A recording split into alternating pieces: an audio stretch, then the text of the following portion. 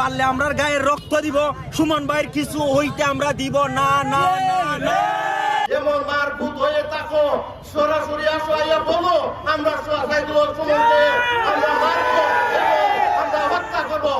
আমরা প্রশাসনের লোক লাগবে না, আমরাই তোমাদেরকে পিটিয়ে হত্যা করে বলবো। এর মধ্যে আছি যে আমরা জানি আমাদেরই হবিগঞ্জের রত্ন এস.এম. কিবরিয়াকে হত্যা করা হয়েছে। এই জন্য নেত্রীকে বিনয়ের সঙ্গে অনুরোধ জানাবো, ব্যারিস্টার সৈয়দ সাইদুল হক সুমন ভাইয়ের মতো একজন রত্নকে যেন যত্ন করে রাখা হয়। আপনারা হুমকি দিবেন, আপনাদের হুমকি, এই ধমকি, এই ঝুলারঘাট মাধবপুরবাসী মানবে। আমি অনতিবিলম্বে সংসদ চলছে,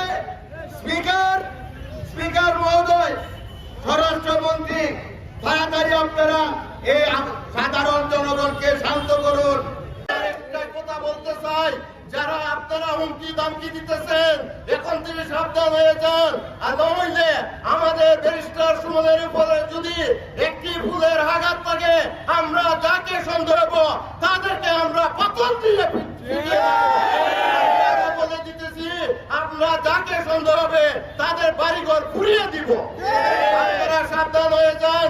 আমরা সারা বাংলাদেশের আলোড়ন সৃষ্টিকারী এবং আমাদের মানবতার ফেরিওয়ালা সাইদুল হক সুমনকে কেউ থামিয়ে রাখতে পারবে না। আমরা সুনামগঞ্জবাসী, আমরা এখন এতদিন অন্ধকারে ছিলাম, এখন আরো আলোর পথে আমরা এগিয়ে এসেছি।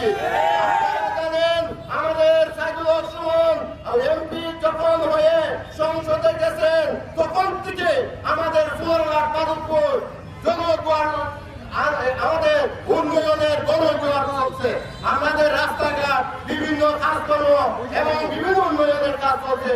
তারা ওইগুলো বরদাস্ত করতে পারায় এবং তারা যে আগে চুরি ডাকাতি করছে ওইগুলো বের হয়ে যাবে, এই জন্য তাকে হত্যা করার পরিকল্পনা করতেছে। আমি আরেকটি কথা বলতে চাই, আমাদের সুনামগঞ্জ প্রশাসনকে আপনারা সবার আগে জানেন এই হত্যাকারী কে ষড়যন্ত্র করছে। আপনারা যদি 24 ঘন্টার ভিতরে এর হত্যাকারীর যদি বের না করে আমরা রাস্তাঘাট বন্ধ করে দিব। আমি বলে দিলাম, আর যতটুকু শক্তি লাগে আমি অতটুকু শক্তি দিয়ে আমি রাজপথে নামবো। আমি কোন দল করি না, কোন রাজনৈতিক করি না, আগে করছি কলেজে থাকতে আমি রাজনৈতিক করছি, আমাদের মতো কেউ রাজনৈতিক করে না।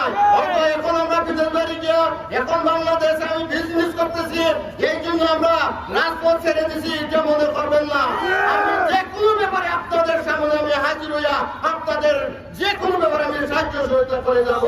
নেমেছে আসলে তারা কি সাকসেসফুল হতে পারবে কিনা, আপনি কি না, আমরা বিশ্বাস করি কোনোভাবেই এই সময়ে জননেত্রী শেখ হাসিনা ডিজিটাল বাংলাদেশে এসে এই যখন এস.এম. কিবরিয়া হত্যা করা হয়েছিল তখন এতগুলো মিডিয়া ছিল না, তখন এই ডিজিটাল বাংলাদেশের ছোঁয়া ছিল না। জননেত্রী শেখ হাসিনা এই বাংলাকে ডিজিটাল বাংলা বানিয়েছে। সেই জায়গা থেকে আমরা বিশ্বাস করি কোনোভাবেই তারা সফল হতে পারবে না। আসলে হত্যার উদ্দেশ্যটা কেন হতে পারে বলে মনে করেন? দেখুন, ব্যারিস্টার সৈয়দ সাইদুল হক সুমন ভাই উনি এমপি হবার আগ থেকেই উনি বিভিন্ন অন্যায় অবিচারের বিরুদ্ধে প্রতিবাদ করে আসছেন, অসঙ্গতি নিয়ে কথা বলেছেন। এই বলার কারণে রিসেন্টলি উনি বড় বড় রাঘব বোয়াল যারা এদেশের মানুষের টাকাকে পাচার করে সুইস ব্যাংকে, কানাডা, ইউরোপের বিভিন্ন দেশের মধ্যে সম্পদ বাড়াচ্ছে, আমার দেশের মানুষকে শোষণ এবং নিপীড়ন করে, তাদের বিরুদ্ধে দাঁড়িয়ে গেছে। যারা সরকারের বিভিন্ন পর্যায়ে আমলা হয়ে তারা এই দেশটাকে শোষণ করছে তাদের বিরুদ্ধে দাঁড়িয়েছে, সেই জন্য এই হত্যার পরিকল্পনা চলছে। তবে আমরা বিশ্বাস করি এই পরিকল্পনাকারীরা কখনো সাকসেস হতে পারবে না। আপনারা কি চাচ্ছেন? আমরা চাচ্ছি আমাদের নেত্রী জননেত্রী শেখ হাসিনা এদেশের প্রশাসন এর পদক্ষেপ নেবে এবং যারা এই পরিকল্পনা করেছে তাদেরকে বের করে আনবে। ধন্যবাদ। আমরা চাই মানে উনার সফলতা, মানে উনার সফলতা চাই, আর ঐক্যবদ্ধ হয়ে মানে উনি আল্লাহর এই পৃথিবীর মধ্যে যতদিন আছেন ততদিন ভরা আমরা মানে উনার সাথে আছি। পারলে আমরা গায়ের রক্ত দিব, সুমন ভাইয়ের কিছু হইতে আমরা দিব না না না।